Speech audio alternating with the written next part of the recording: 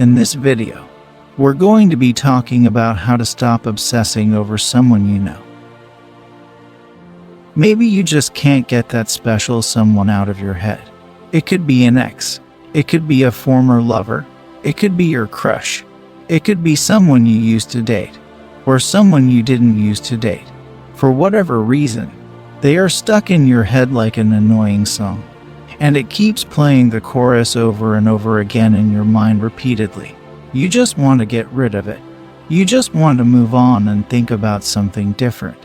In today's video, I'm going to break down the 3 most important steps to stop obsessing over someone. Let's break it down.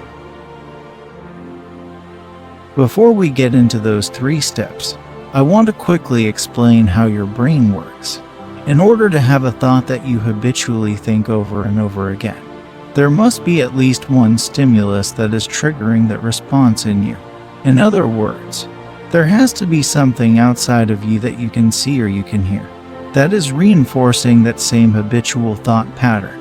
And the more that stimulus shows up in your life, the more that thought pattern gets reinforced.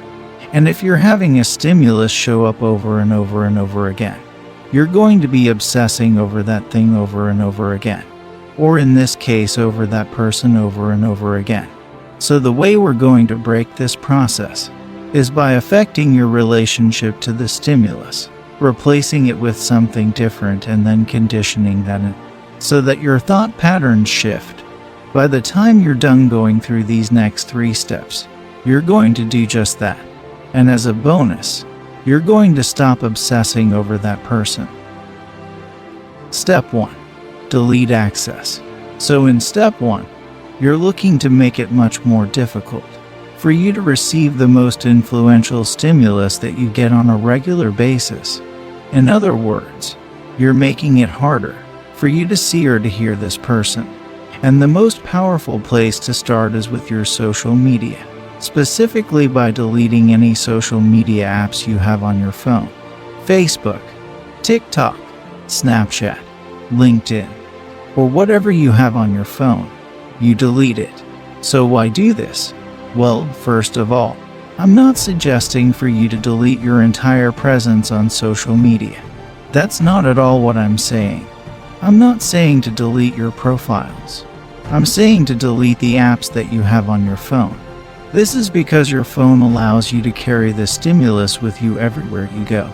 So every time you get a notification, any beep, or a buzz, or a ring or whatever, and you open up your phone and check your social media, they are right there looking at you. By seeing or hearing them in this way, you're reinforcing the pattern. You're reinforcing your obsession with them. And because you can carry this with you, literally everywhere you go, you can't break the stimulus response. You're trapped in a cycle because every time you check your social media, they might be there. And if they are there, you're just gonna keep obsessing over them. And what's even worse is because most people check their social media at least 17 times a day. This is not good news for you. So by deleting these apps from your phone, you won't be tempted to check your social media while you're out and about with your daily life. You'll experience a break from that. You'll be far less likely to obsess over them throughout the day. Then as time goes on and you feel like that obsession has gone away, feel free to re-download and put all those apps back on your phone. But if you notice that when you're checking the app, you're seeing them still triggering those obsessive thoughts, it's time to delete the apps all over again. Step 2. Avoid triggers.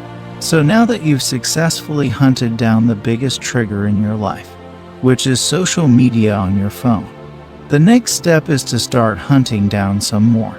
It's to think about everything from your past, all the memories you have and everything you associate to that person, then to go about avoiding those. So is there a movie that you both watch together? Or when you watch this movie, you think of that person? Stop watching it. Is there a song when you listen to it reminds you of that person, or that during a certain moment of your life, or a certain experience with them, that song was playing and it triggers you thinking about them? Stop listening to it. Change tracks.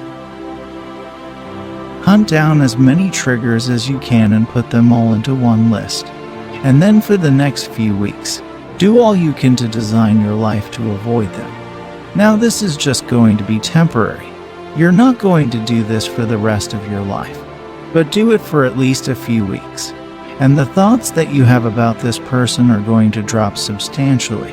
And then again, just like in step 1, once you are obsessing about them less, or thinking about them a lot less, then gradually reintroduce these things into your life.